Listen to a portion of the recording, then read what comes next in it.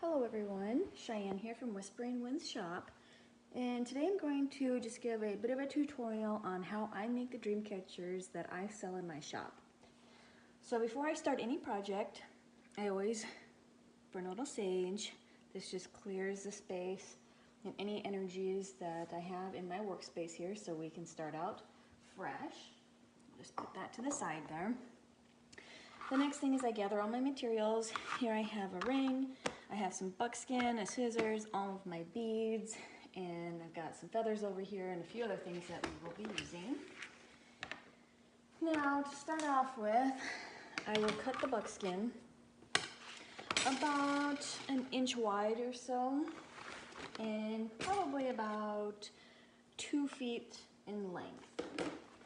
So this here is a full hide, which has been untrimmed. So what I will do here is I'll just kind of measure, and the best way to measure when you're going to cut to length, so I'm going to be wrapping around this ring, is you lay it on the buckskin and you kind of just wheel it until it goes twice around. That pretty much gives you an accurate or an approximate length of how much buckskin you're going to need. So just by eyeballing it here, I think I will have the whole side of this hide. And since this side is a bit jagged from where it was tanned, I'm going to start in a little bit further. So here we go. I'm just going to cut as straight as I can. The full length of this hide. Just set this to the side. And since it's all jagged on this side, I'm going to just clean it up. Like I said, it'll be, well, about 1/2 inch to 1 inch wide.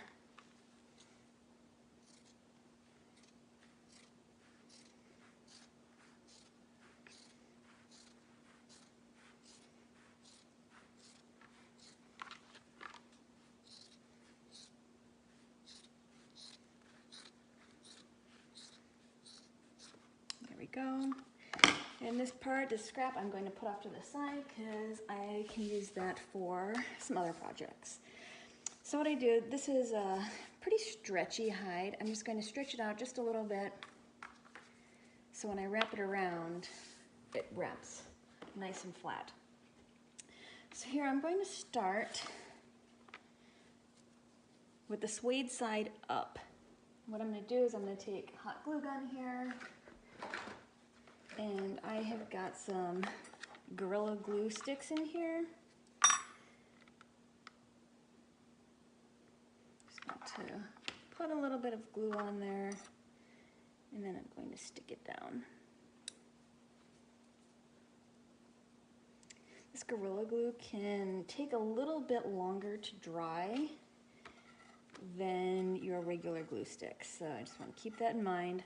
However, it does hold very nicely.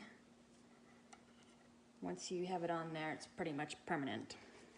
So all I'm going to do here is get some of that glue out of the way. I'm just going to wrap and hold as I go this buckskin around this ring.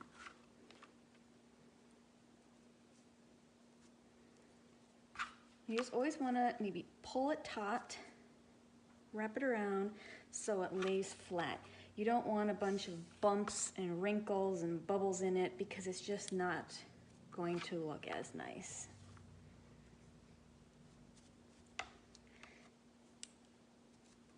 And you just keep on wrapping.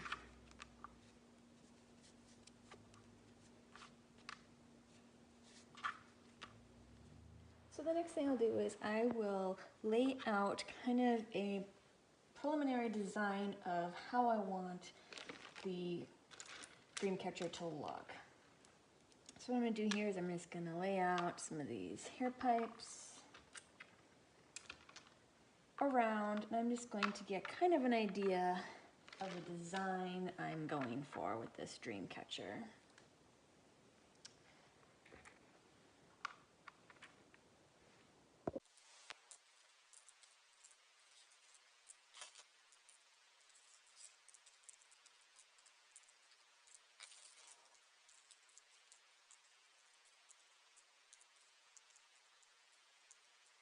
Okay, so once I have kind of an idea of what I want to do, I just kind of move everything out of the way, and I'm going to start actually weaving.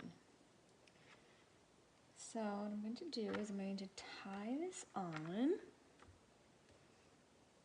double knot, and I'm going to leave this end here sticking out because I'm going to, when I come back around, I'm going to tie this on here so everything is nice and tight. For length, you're going to need a lot of length. So I would say probably 20 feet here. I'm going to just unravel and unravel until I think I have enough that it will go around, weaving all the way until the end. The last thing you want to do is run out when you're only like 2/3 of the way done, and then you have to try and tie on a new piece, and that gets really complicated. So once I have this tied on, I'm going to start in with putting the beads on.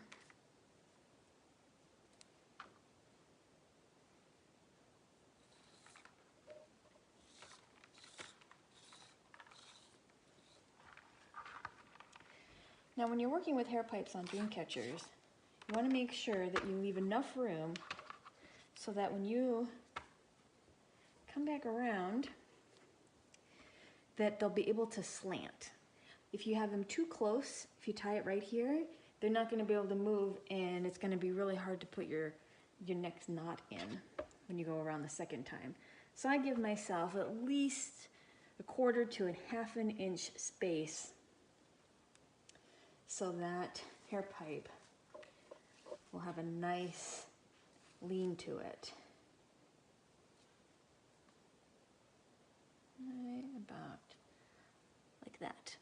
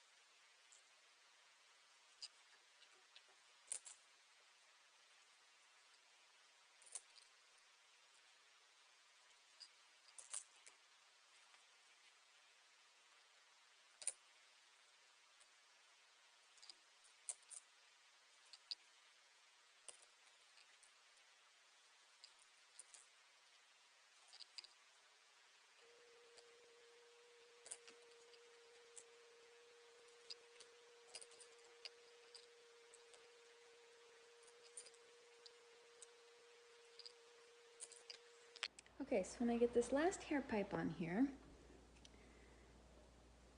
I'm going to just tie it right over that first knot. I'm actually going to tie these two together. This will just make it very secure so nothing comes apart.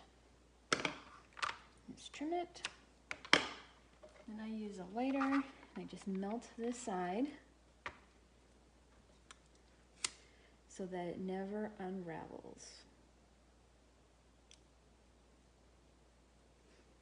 There you go.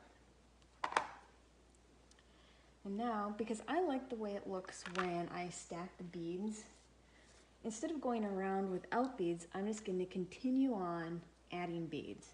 So my next beads, I'm going to put double on.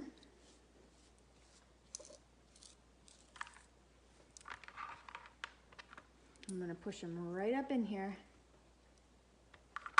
Let's get the end of my string here. Oops. And on the back side, of this hair pipe, I'm going to place my new knot. Just like that. You can see that there. I'm just gonna go all the way around, adding these, then I'll go all the way around, adding the next set, and so on until I get towards the middle. Okay, so I just finished all of the beads and all of the weaving. I just tied it off in the middle here and melted it down so it won't fray out. This took probably about an hour and a half. I really like to take my time so that, you know, everything is really symmetrical. This is one of my favorite designs that I do. What I'm going to do next is I'm going to lay out the feathers I'm going to use. So I like to do things in number 3s.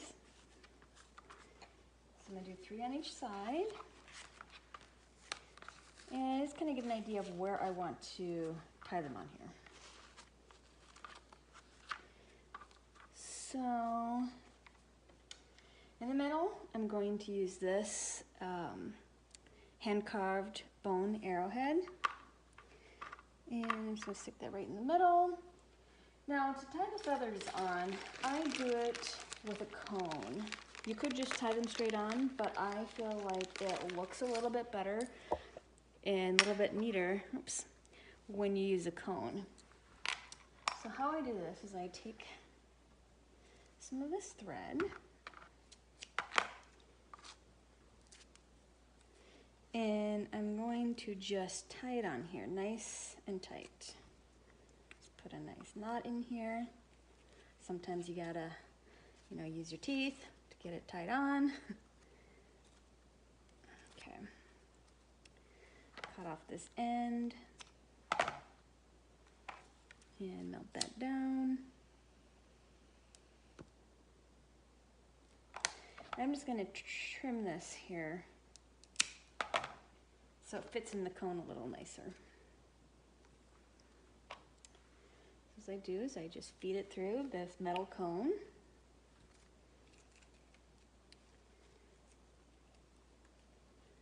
And pull it through so that all of that string is covered, just like that. Now I'll add a bead on here just to give it a little extra decoration.